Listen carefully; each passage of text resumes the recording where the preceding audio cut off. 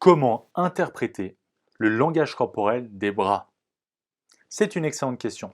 Et je comprends votre interrogation parce que les bras, c'est quelque chose qui est très visible chez quelqu'un. Et vous voudriez savoir comment interpréter la communication non verbale vis-à-vis des bras. C'est une excellente question.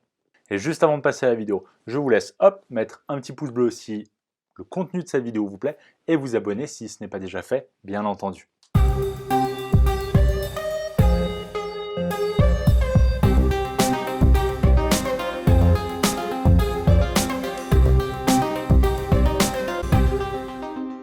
Mesdames, Messieurs les super communicants, bonjour à toutes et à tous et bienvenue dans cette vidéo. Je suis Quentin Mégevant, votre coach et conseiller en communication orale à votre service.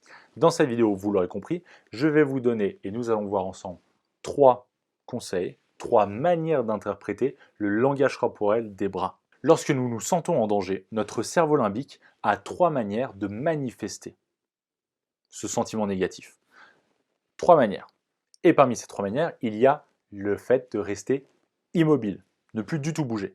C'est pour cette raison qu'une personne A, qui voit une personne B qu'il n'apprécie pas trop, va cacher ses bras et les garder peut-être très immobiles. Cette personne A se sent mal à l'aise vis-à-vis de cette personne B. Et c'est pour cette raison que ses bras vont rester très immobiles. C'est pour exprimer ce sentiment de malaise, ce sentiment négatif. Donc, si vous voyez quelqu'un qui parle beaucoup avec ses bras, beaucoup avec ses mains, etc., et qui tout d'un coup a ses bras collés à son corps, qui reste très immobile, c'est qu'il y a quelque chose qui se trame. Donc restez à l'affût et regardez bien autour de vous. Peut-être que cette personne-là n'aime pas la personne qui vient de rentrer dans la pièce. Que sais-je? Deuxième chose que je voulais voir avec vous dans cette vidéo, imaginez que vous voyez quelqu'un, peut-être que ça vous est déjà arrivé récemment, vous voyez cette personne cacher ses bras derrière son dos.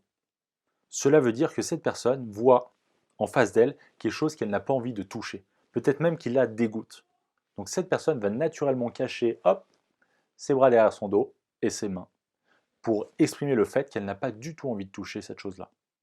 Le premier contact qu'on a avec les choses en général, ce sont les mains. Donc naturellement, on va cacher nos mains et donc indirectement nos bras. Le troisième conseil que je voulais vous donner pour vous aider à interpréter le langage corporel des bras concerne la position des bras sur les hanches, comme ceci.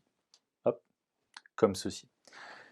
C'est très lié à l'écartement des pieds que nous avons vu dans la vidéo. Vous pouvez la trouver juste ici, qui concerne le langage corporel des jambes et des pieds. Plus les pieds sont écartés, plus la personne veut montrer qu'elle occupe du territoire, de l'espace. Parce qu'elle est peut-être mal à l'aise vis-à-vis d'une personne, parce que peut-être qu'il y a eu un affront verbal. Et du coup, cette personne montre qu'elle est présente, qu'elle domine la situation en écartant ses pieds. De la même manière, quelqu'un qui met ses bras comme ceci sur ses hanches, c'est un signe de confrontation.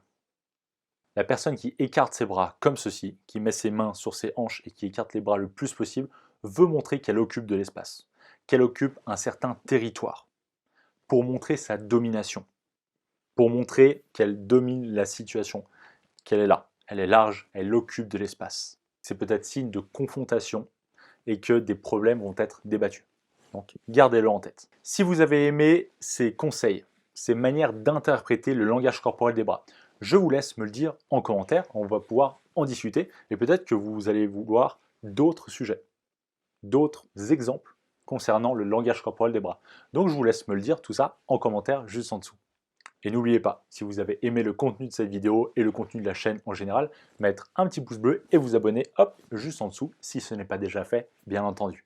Peut-être que les interventions en public vous angoissent. Peut-être que vous perdez tous vos moyens en face d'une audience, même de 10 personnes. Pour cela, j'ai un petit cadeau pour vous. Juste en dessous, en description, vous trouvez un e-book totalement offert que vous allez pouvoir obtenir en quelques secondes seulement, qui va vous aider en 33 principes à éliminer votre trac vis-à-vis d'une audience, mais aussi et surtout à captiver cette même audience. Ces 33 principes m'ont énormément aidé à passer outre mon manque de confiance en moi vis-à-vis d'une audience.